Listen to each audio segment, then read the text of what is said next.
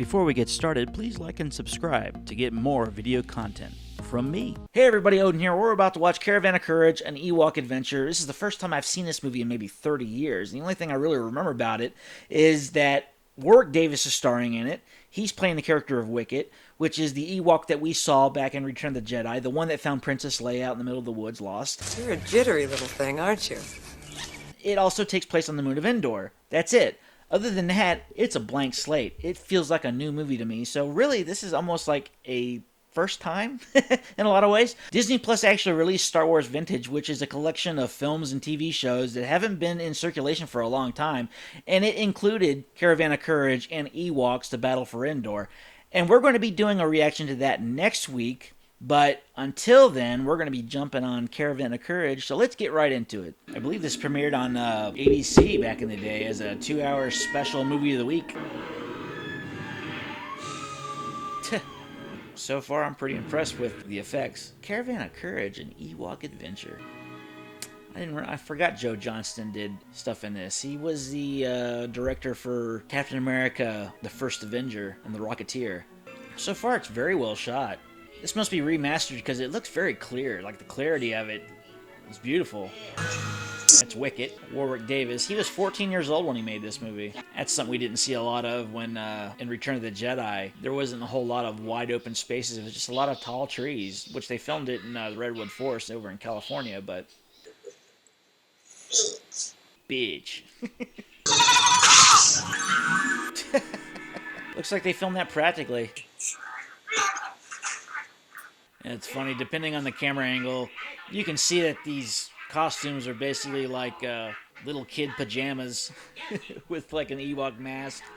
Deed spotted from the sky.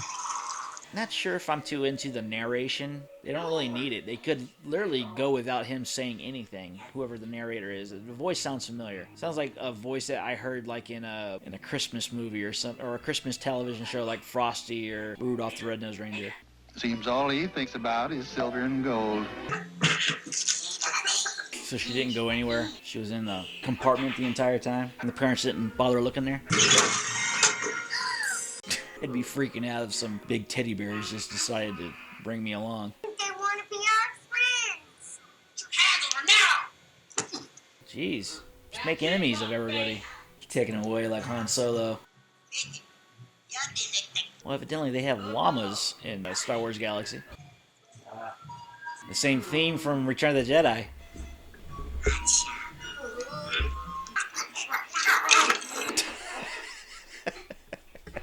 Food, eat. Huh? Why doesn't she feel good?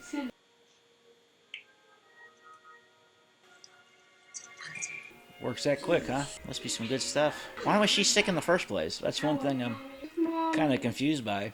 She didn't eat anything. She was stuck inside of a cupboard the entire time when she was on that ship, so... confusing. They do wipes. Hey, they have horses on Endor, too! Or little ponies. Look at her. We need some. They have bunnies, too. I like how Endor's a lot like Earth. Can we go get some more? She's sick. It's funny how these Ewoks know what he's saying, even though they don't even know the language. Maybe they learned something during the Battle of Endor, I don't know. Maybe I'm just thinking too much into it. What's that? It's a puppet. Why would you want to catch it? That's what you get, you moron. Not a big fan of this kid so far. Oh, God! Definitely wasn't the fuzzy thing that was in there before. Bait, and he fell for it. Hey, they have ferrets, too. It's that little note, very much part of my childhood when I listened to it. Hey, stop motion. A creature that we don't know. I think the practical effects are still pretty good in this. So far, they look pretty decent. I haven't seen anything that was like out of the ordinary fake. It was stop motion, but it, you know, for a television movie, that's not bad. And this kid just wants to go out in the woods, some unknown place that he has no idea what the deal is, and why does he want to leave, you know? You gotta go find Mom and Dad. I want to go. See, if you were smart, you would try to look for Mom and Dad during the day with the Ewoks' help. What's so difficult about that? Makes zero sense to me. Yeah, the matte paintings look great. Shooting day for night, have a blue light hitting as if it's moonlight, but you can tell in the background that it's all like daylight, filming during the day. It's a big ass dog. Really? You dropped your only weapon? Is the gun ruined?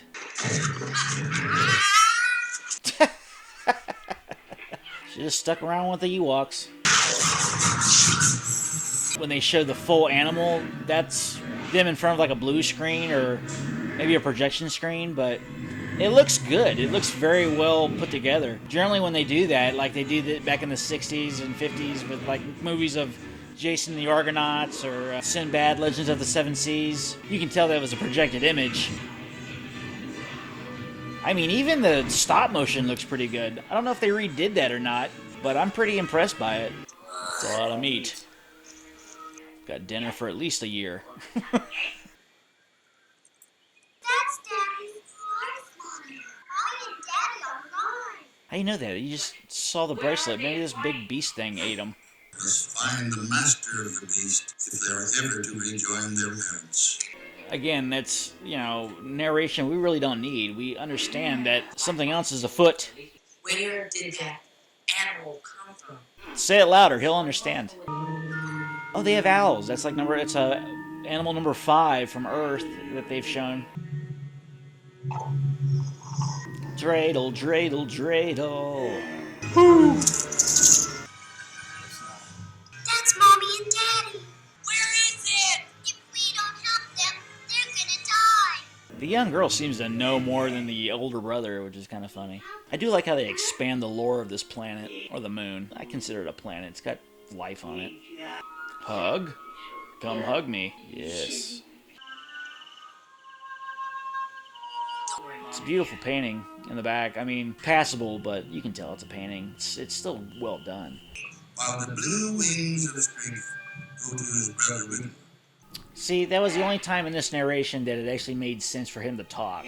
The other stuff is like, look, they found the spaceship. It's like, yeah, no shit, we got it. Rock? It's a little bit nuts. He called them bears.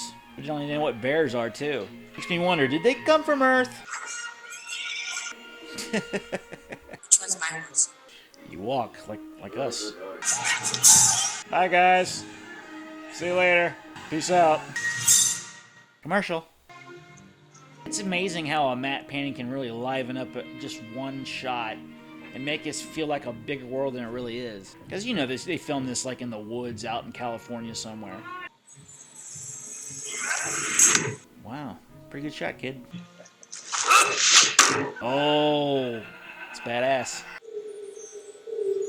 Okay. A lot of people don't think about it, but just the background noise in general really can add a lot of depth and character to a scene. Because generally when you see a scene like this, it's just woods. There's nothing really there other than like the music and the sound, and it really just livens it up. It's interesting that they put magic into this when magic isn't really introduced as anything other than like the Force, and the Force is just moving objects, sensing things, doing mind tricks on people, lightsaber, having good agility. It makes a person special, basically. But magic was never introduced other than in this movie, and I believe it's also in Ewoks: The Battle for Endor, which is a sequel to this that we'll react to later on. When you're stuck on the water, the one thing you don't do is scream and let all your air out. I never understood that.